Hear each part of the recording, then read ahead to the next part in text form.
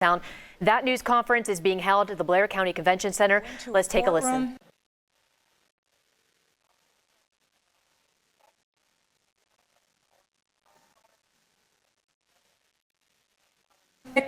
Sexual abuse. Today is not that day. Today is the day of reckoning, though.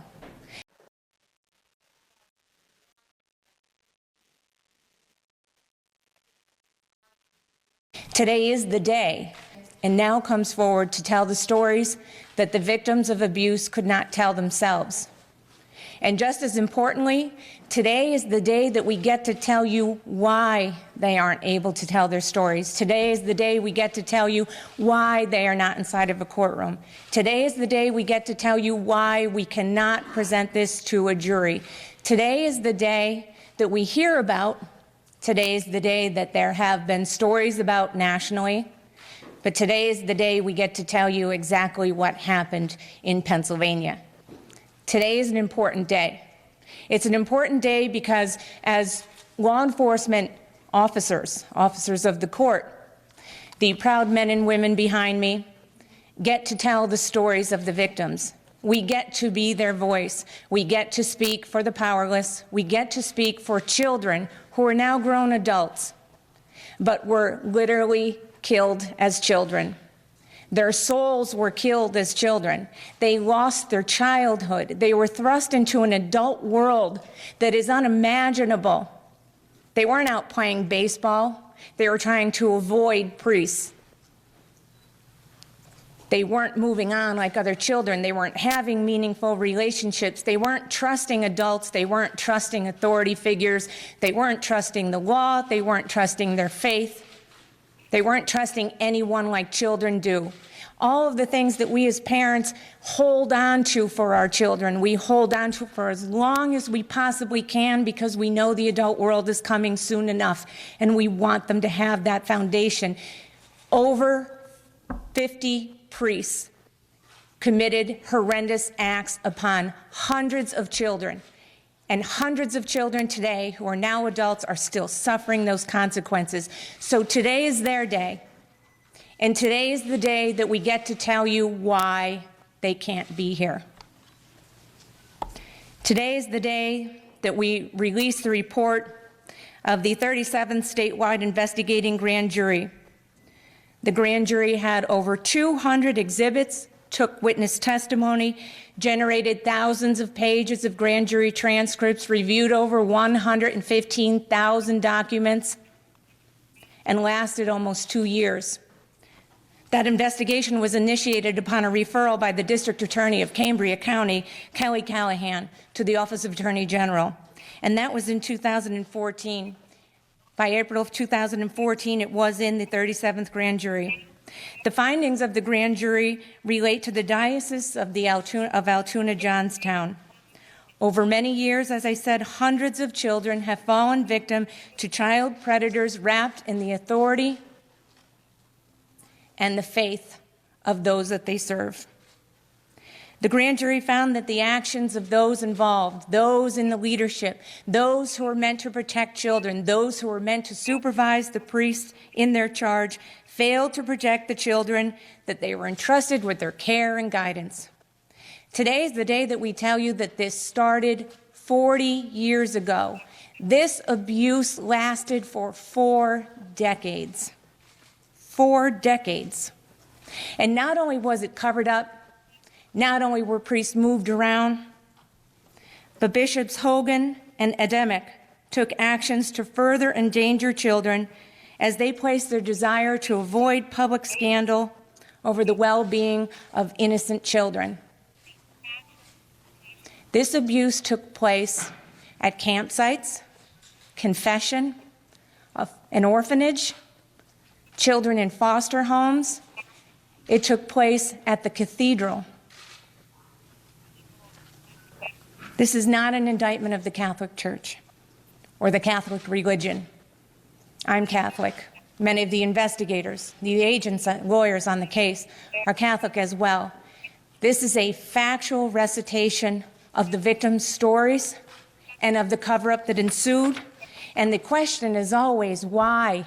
Why did it take so long? What happened? And how can we proceed and move on as better people and as a better society? And that's what this report attempts to accomplish. The Diocese of Altoona serves 8 counties: Bedford, Blair, Cambria, Center, Clinton, Fulton, Huntington, and Somerset. And as of 2010, the total Catholic population of this 8-county area was 94,000 people. Johnstown is the home of 89 parishes, 74 active priests, and 36 permanent deacons.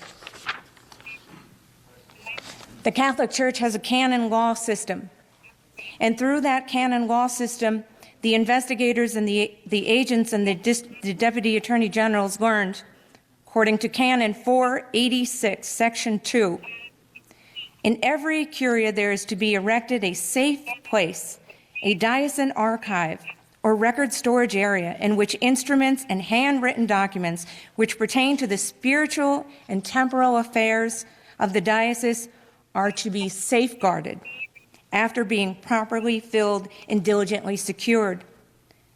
The next canon goes on to state the archive must be locked, and only the bishop and chancellor are to have its key.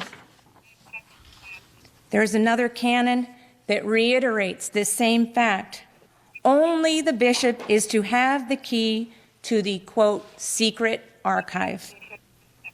Another canon states, documents are not to be removed from the secret archive or safe. In the administrative office of the Diocese of Altoona Johnstown, across from the bishop's office, was an unmarked door containing multiple file cabinets and boxes. The filing cabinets were marked priest personal, deceased clergy, priests who left the clergy, confidential litigation files, and to be opened only by the bishop or the secretary. Inside the filing cabinets, special agents found files for priests who were accused of sexual misconduct. The filing cabinet held 4 drawers. All 4 drawers had files.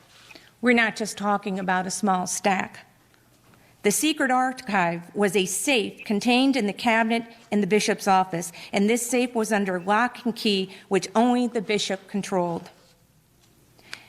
In the file cabinet marked confidential litigation files, the filing cabinet was also 4 drawers and also contained files labeled by the victims' names. As special agents of the Office of Attorney General stood inside this organization, they found themselves surrounded with evidence of an institutional crisis of child sexual abuse. The agents didn't find a couple boxes, rather filing cabinets filled with boxes.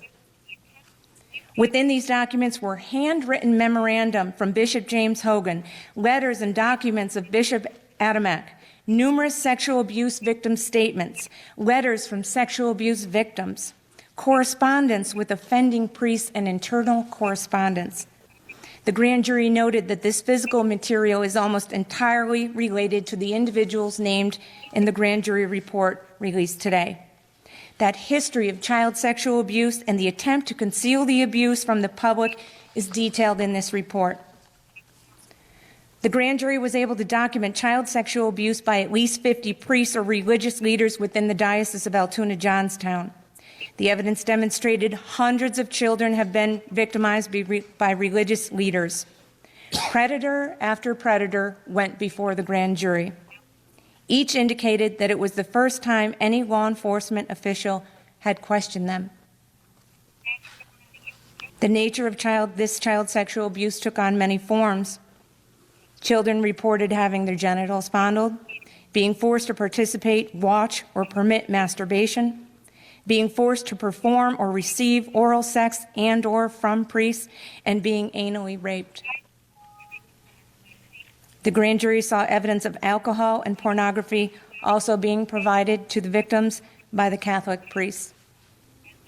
The grand jury learned that euphemisms like sick leave and nervous exhaustion were code within the diocese leaders for moving offending priests to another location, while possible attention to a recent claim of child molestation, quote, cooled off.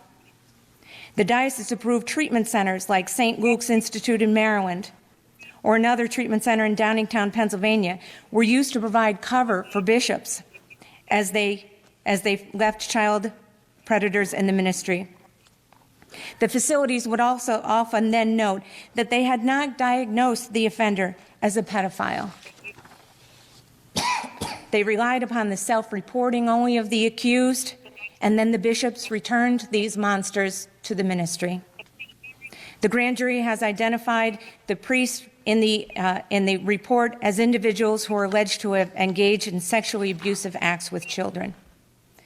Because the victims were not able to go into a courtroom, because they're not able to be here today, I'm going to tell you some of their stories, some of the words that they used, some of the places that they were abused. One was between 1955 and 1956, a 15-year-old boy in St. Mary's Orphanage building in Crescent, Pennsylvania. He reports that the priest told the boy, "Pray and go and be a good monk and not think of it again." Another boy reported that it was in the athletic program of a local high school that the team chaplain hung out with the boys in the locker room. He would then start counseling sessions, which would start with wrestling, which then turned into massages, and then attempts to grab the boy's genital area. This boy twice attempted suicide. In 2005, the priest admitted that he had engaged in horseplay with the boy. That priest remains in ministry to the day of the report. Another boy reported that it was in a cabin in Renovo, Pennsylvania. The boys were sexually abused almost constantly at any location in which the priest could have access to the child. One victim reported being kissed on the lips at the cathedral and touched. The victim reported that after the priest ejaculated on the child, he fondled the child's genitals and anus. This priest would then lash out in anger when the children rebuffed his advances. And the victims all described similar difficulties after the abuse: struggles to maintain their faith, drifting away from the church, the inability to trust authorities. The challenge after being Bender's victims wasn't an attempt to live well, but simply an attempt to live. One victim, now over 50 years old, stated that his life became a living hell. Father Bender, whom we're talking about, was accused by an anonymous letter in 1991 for sex offenses against children in the 70s. The letter was addressed to Bishop Adamek. Adamek then permitted Bender to resign his ministerial duties in 1992. Father Bender had been in active ministry continually for 35 years, but Bishop Adamek never contacted the police upon learning of the allegations or Bender's damning admission to sexually abusing children. Another father, Bodenschak, told the child, "Don't cry. That's okay. What a sweet child you are." The boy cried, an 8th grader cried, as the priest unzipped the boy's pants and fondled his penis. The boy had stayed after with the priest to collect and count the children's Sunday school offertory collection. Another priest, Father Bodziak, engaged in sexual intercourse with a 16-year-old girl in foster care. She was then removed from foster care and blamed for having a love affair with the priest. A 16-year-old girl was blamed for the sexual abuse committed upon her by a priest. Father Boyle, between 1958 and 1960, Father Boyle engaged in child sexual abuse of a 10 or 11-year-old boy. Boyle engaged in fondling the boy's genitals, masturbation, and oral intercourse with the child. The matter was not reported to the diocese until 1992. In 1969, Boyle was accused of abusing another child, a 12-year-old boy. The matter was reported to the diocese and the Pennsylvania State Police by the boy's irate father. In January 1969, the diocesan leadership noted the events which were occurring in handwritten memos found in the archives of the diocese. by the Office of Attorney General investigators in 2015. And those notes remark that while the victim's father was, quote, a hillbilly, Boyle was ill, and the boy's stories believed by all. Bishop Hogan also noted that it was believed there was sufficient evidence for charges. He then contacted Father Boyle and told him he could move on. After that, in 1970, a letter was dispatched to Father Boyle, and in 1971, Father Boyle was returned to the ministry at St. Catherine's Church in Mount Union, Pennsylvania, less than a year later. Father Boyle then groped the genitals of a 15-year-old boy, and on numerous occasions. He also provided alcohol to the boy. The boy noted the alcohol on Father Boyle's mouth. Between 1973 and 1975, Father Boyle rendered another child unconscious by supplying him with alcohol. After the child was unconscious, Father Boyle anally raped him. Boyle repeatedly raped the boy in the rectory of St. Agnes Church between the boy's 14th and 16th birthdays. In 1982, the same priest, Father Boyle, met a troubling 16-year-old boy and then forced the boy to perform oral sex.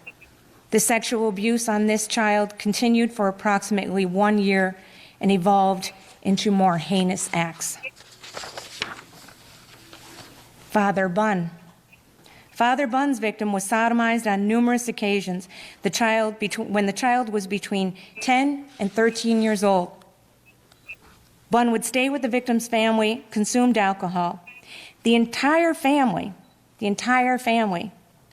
deeply trusted their priest, and the stress of Bunn's victimizations on their son and their family was crushing. The victim's father found himself dealing with intense feelings of anger and violence, and the victim's mother was treated with medication. The victim himself began to struggle with his faith, and abandoned his hopes of being a priest. The victim's parents addressed the violation of the child with Bishop Hogan in March of 1982. The victim himself wrote the bishop in January of 1982, detailing the sexual abuse. Nothing happened. The family again approached the bishop in 1984, noting that Father Bunn was made principal of Bishop McCourt Catholic High School. The family brought a family friend to the meeting with them, a Cambria County judge. They hoped that the bishop could be persuaded to keep his promise and remove Bunn from the ministry. Bishop Hogan removed Bunn as principal of McCourt and assigned Father Bunn to continue in ministry as a parish priest at St. Philip and James Church in Myersdale, Pennsylvania. Bishop Adamek met with Father Bunn in February of 1988, following the family's latest complaint to Bishop Adamek.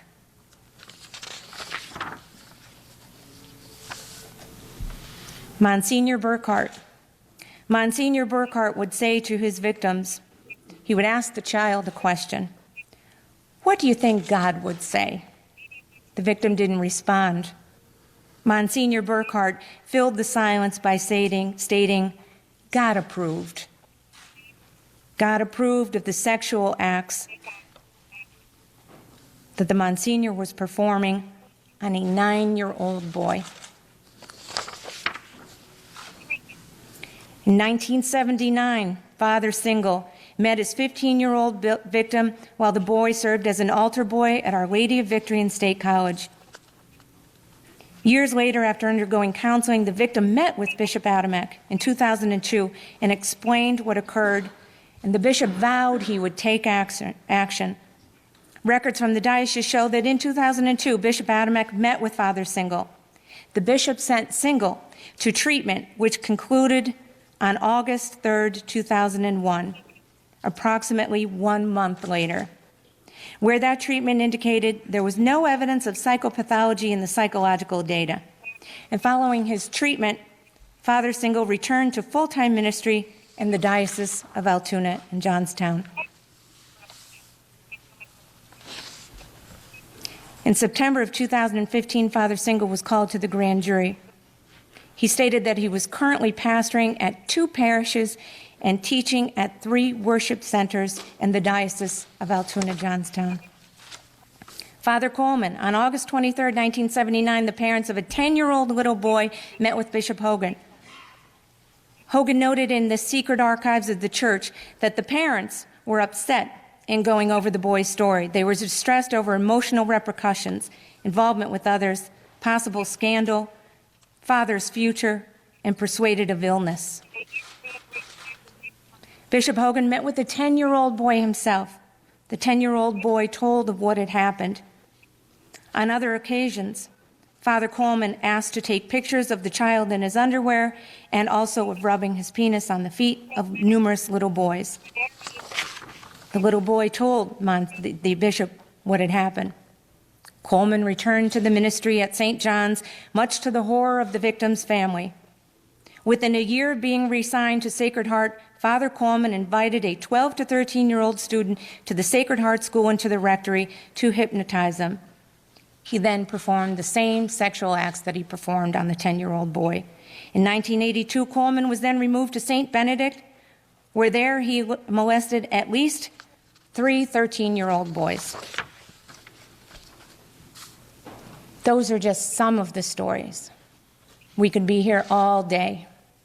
It's important that the victim stories are heard because it's important for the horror that they felt for us to feel. It's important that we have an anger and an outrage of what has occurred. It's important for us because of this reason, because there are heroes amongst us. There's no doubt. There are heroes. They're not people who maybe you would think are heroes. But they challenged the system, and they wouldn't give up. And one such hero was Mr. George Foster. George Foster was a businessman. He owned billboard advertising business, a devout Catholic who attended church in the Diocese of Altoona, Johnstown. He's a proud father, concerned Catholic. His efforts to expose the conspiracy of silence within the diocese are nothing short of heroic. His mantra was simple. If a priest was unfit for the ministry, they should not be permitted to minister.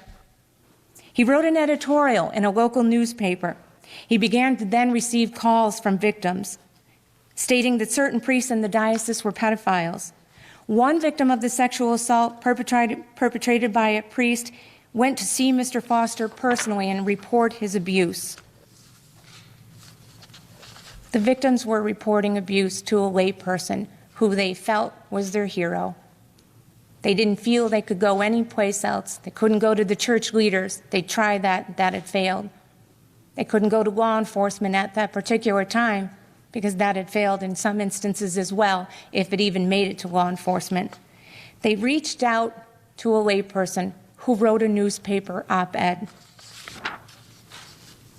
George Foster then slowly became a novice detective, and he decided he wasn't going to make a claim against the bishops if it weren't true. He told the grand jury that he wasn't going to bear false witness. He took even more calls. He interviewed more people. He kept files on individual priests. He believed that people were afraid of him because they thought he would put what they had done on the billboards. He began to get calls from police officers with information, and those officers told him he was on the right track, to keep going. The officers said that people knew, but it was being covered up. He was a concerned Catholic businessman who had done so much.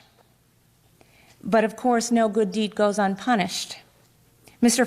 Foster's efforts came at a price, as anything does. He was told his family might be in danger, might be excommunicated.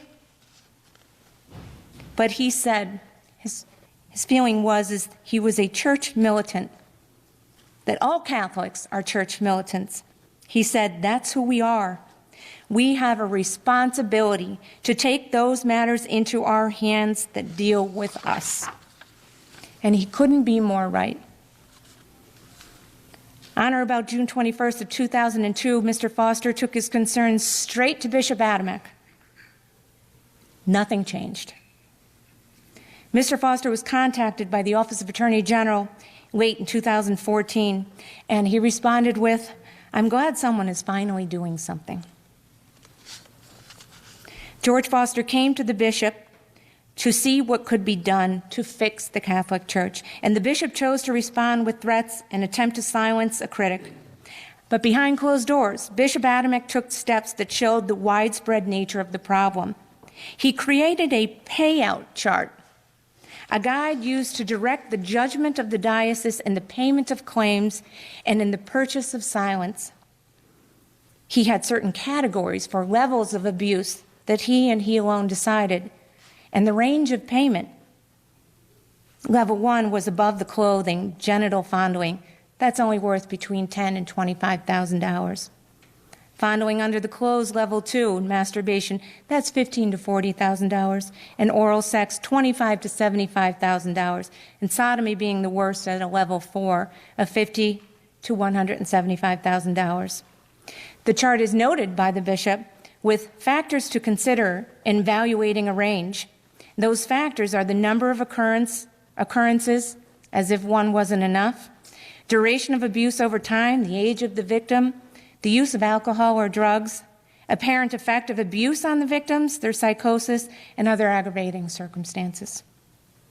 The grand jury noted the cold bureaucracy of this chart.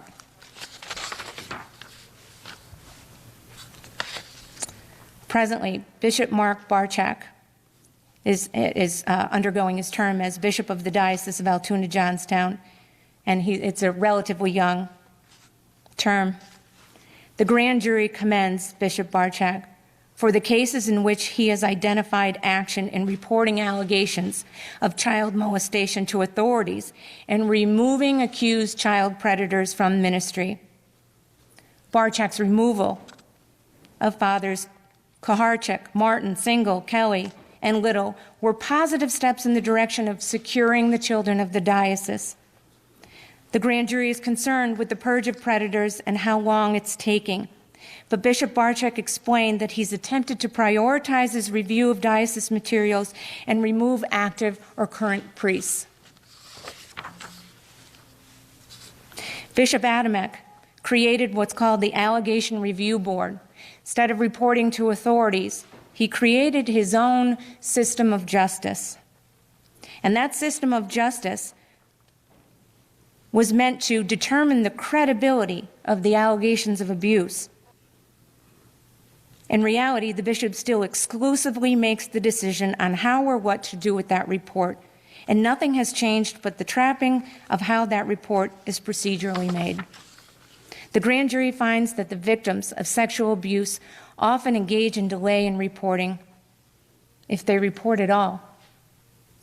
The reasons for delayed reporting are numerous and quite understandable. The trauma of sexual abuse of victims, children, and their families can never be understood by those of us who have escaped that and can never be overstated. The victims find themselves alive, as they state, but walking, but feeling dead or dying. The victims reported feeling black inside. Many attempted suicide. A few were successful. A devout Catholic mother stated that the sexual abuse of her son ruined their lives. Their faith and trust in the Catholic Church ruined their lives. For that reason, the grand jury has recommended, and I've always stated, that the statute of limitations on child sexual abuse should be eliminated. There is no time period that we can put on a child to state that he or she should have the strength, he or she should have the capacity, he or she should be strong enough at this point to step out into the public and tell everyone the most embarrassing, humiliating, traumatizing events that have affected their entire life.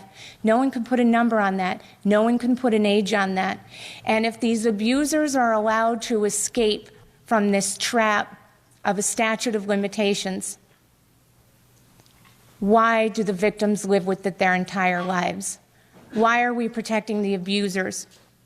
Why aren't we protecting the victims? For that reason, we again reiterate our position, and we will work with the legislature to encourage them to abolish the statute of limitations in criminal cases and in civil cases. Victims need to be heard. Abolishing this statute would allow these predators to be held accountable until the last day of their lives, because these victims live with it every day of their lives. I don't see the rationale in the statute of limitations. And in civil cases, too. There can be no quantification of justice for that victim, whether it's so that they can obtain counseling, whether they can move on. Because don't forget, this affects their financial decisions in their lives. It affects their relationships. It affects every single day of their lives. They should be able to choose whether it's criminal or civil. They should have no statute of limitations when it comes to sexual offenses against minors. The grand jury also recommends, and we've always held this belief, the Office of Attorney General, since I've been there, that we urge the victims of child sexual abuse and of any abuse to directly contact law enforcement, 911. I know what they feel just from my time as an assistant DA prosecuting child sexual abuse cases. I know they feel that they can't trust anyone.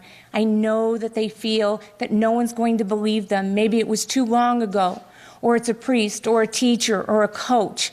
Someone that isn't going to believe a child, someone's going to believe the adult over them. I know how they feel, and I know how difficult that call can be. We're hoping that today you see that there are people who care. There are heroes. There are people out in the public who will step up and be your voice. That's our job. We take that responsibility very seriously, and we encourage victims to directly report to law enforcement officials. And the lesson also from today, from some of the families and from Mr. Foster and from the agents and attorney generals, deputy attorney generals, is that you never give up. The tenacity to continue the investigation, the tenacity to believe where no one else believes, the tenacity to pick up the case when no one else would over 40 years shows you that there are people who care and that you can trust people. And we hope that you will do that. This investigation is ongoing. In the meantime, we have set up a hotline for anyone with information relating to this case involving the Diocese of Altoona and Johnstown. That will be manned by one of the agents or attorneys who have worked on the case, so they're familiar with your call. That number is 888-538-8541. It's 888-538-8541. We will be able to answer the phone until about 9 o'clock at night. We know that people have jobs. We know that they have families now. And we're trying to accommodate that reason. If for any reason you get a voicemail, if they're on the other line, please know that that voicemail is not going into the vortex. It's not going into the black hole. It will be answered. You will be taken seriously. I want to thank everyone here on the stage, everyone involved in the investigation, all of the victims who came forward and their parents. We want to thank those people for being brave, and we want to say that we're sorry for what has happened to you. But we're hoping that by our support, you know that you can move on, and you can move on with some sort of justice, even though it's in a conference room and not a courtroom. Thank you. Now, as you just heard from Attorney General Kathleen Kane, horrific, heartbreaking details of abuse that happened over the span of 40 years to young boys and girls from priests through the Roman Catholic Diocese of Altoona, Johnstown. Kane says this investigation lasted almost 2 years. Cambria County DA Kelly Callahan first reached out to the AG's office. Again, Kane says this started 40 years ago and was covered up by past bishops.